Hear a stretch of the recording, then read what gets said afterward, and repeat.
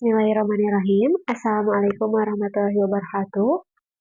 Saya Anissa Munawaroh, mahasiswi dari Institut Agama Islam Latifah Mubarakiyah Suryalaya dari Prodi PIAUD semester 2. Hari ini dan kesempatan kali ini, saya bersama Karirin Nurmalasari.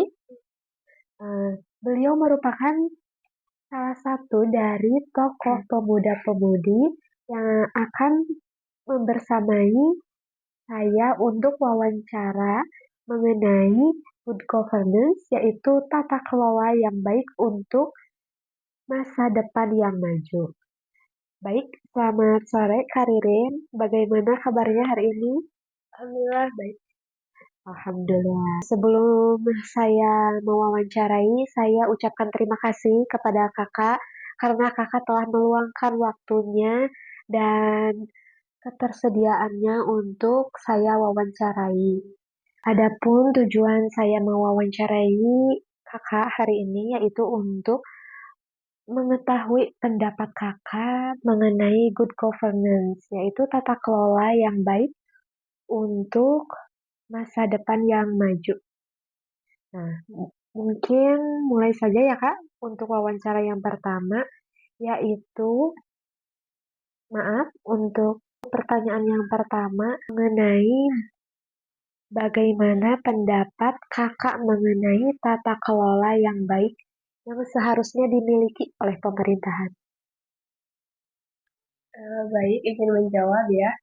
Menurut saya, mengenai tata kelola yang baik di dalam pemerintahan itu mungkin tidak hanya soal prosedur administratif, tapi pemerintah juga harus transparansi kepada masyarakat, di mana salah satunya seperti di dalam anggaran, kebijakan, maupun dalam keuangan, di mana tidak menimbulkan kecurigaan antara masyarakat terhadap pemerintahan.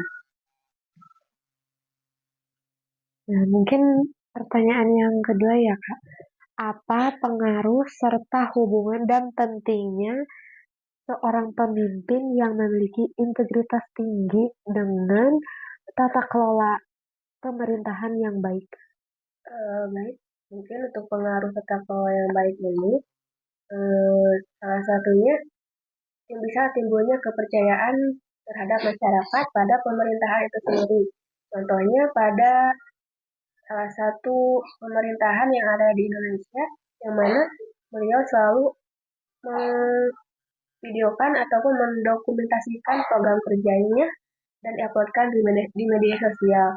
Menurut saya, dari hal tersebut bisa menimbulkan kepercayaan maupun pengetahuan masyarakat terhadap program-program kerja yang dilakukan oleh pemerintah. Jadi masyarakat itu tahu bahwa program apa saja yang dilakukan secara nyata di lapangan oleh pemerintahan tersebut. Hmm. Jadi seorang pemimpin itu dari pemimpinnya terlebih dahulu mungkin ya, ketika pemimpinnya baik, jujur, lalu bisa diandalkan, pasti pemimpin tersebut juga akan membimbing yang dari bawahnya Ya, menjadi lebih baik lagi gitu ya, bisa lebih menjadi contoh bagi iya. masyarakat. Nah, iya. Gitu.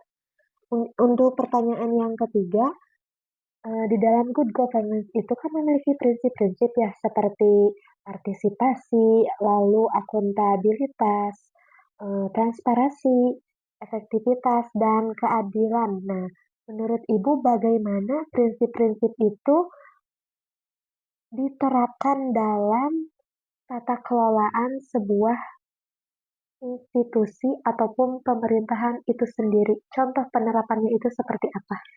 Mungkin salah satunya itu yang menurut saya mengenai transparansi antara pemerintahan dan masyarakat, yang mana pemerintah itu harus transparansi mengenai anggaran yang akan digunakan supaya tidak terdapat kecurigaan oleh masyarakat.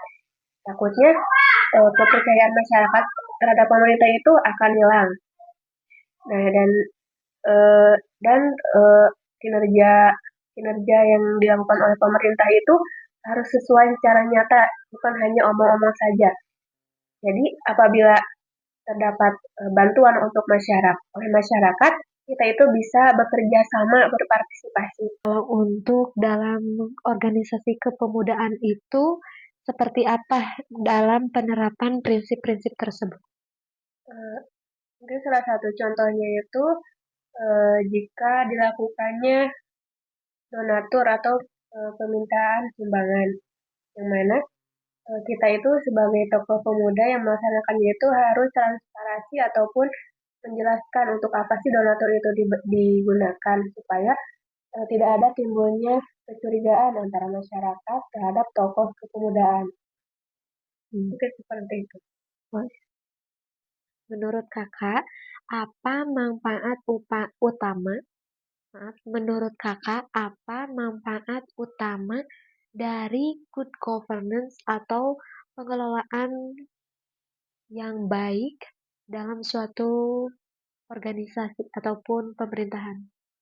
Mungkin salah satu manfaatnya itu adanya kebijakan yang baik yang akan dilakukan, mungkin terdapatnya integritas pada pemerintahan tersebut ataupun dalam tokoh masyarakat, adanya keterbukaan,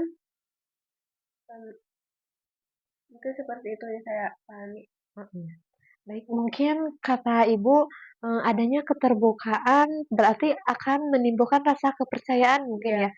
Kepercayaan antara pemerintah dengan masyarakat. masyarakat, terus antara ketua, ya tokoh pemuda dengan anggota-anggota yang lainnya ya. Nah, lalu selanjutnya, apa harapan Ibu terhadap penerapan tata kelola yang baik di sektor pendidikan, organisasi, maupun pemerintahan secara umum? Mungkin harapan saya itu pemerintah itu bisa lebih membuka matanya bahwasanya masyarakat itu tidak hanya bisa dibodoh-bodohi saja. Mungkin dari yang saya tangkap dari wawancara hari ini itu, good governance itu sangat penting dan merupakan sebuah fondasi bagi pemerintahan ataupun organisasi atau institusi yang lainnya. Karena si good governance itu menentukan menentukan apakah si organisasi ataupun pemerintahan itu sendiri maju tidaknya. Nah, untuk yang terakhir, pertanyaan yang terakhir, pesan yang ingin Ibu sampaikan mengenai ataupun berkaitan dengan materi yang sekarang kita bahas ini. Mungkin pesan yang dapat saya berikan itu pemerintah kedepannya bisa lebih transparansi kepada masyarakat supaya masyarakat itu bisa lebih mempercayai omongan ataupun kebijakan-kebijakan pemerintah yang nantinya akan dilakukan. Baik, terima kasih Kakak karena telah memberikan waktu dan keuangannya serta pendapatnya mengenai good governance itu seperti apa dan bagaimana cara penerapannya. Sekali lagi terima kasih. Semoga Kakak diberikan kesehatan oleh Allah dan bahagia selalu. Eh, dan saya ucapkan mohon maaf bila terdapat kesalahan dalam menyampaikan pertanyaannya. Mohon dimaafkan. Mungkin sekian. Saya pamit ya. Terima kasih. Assalamualaikum.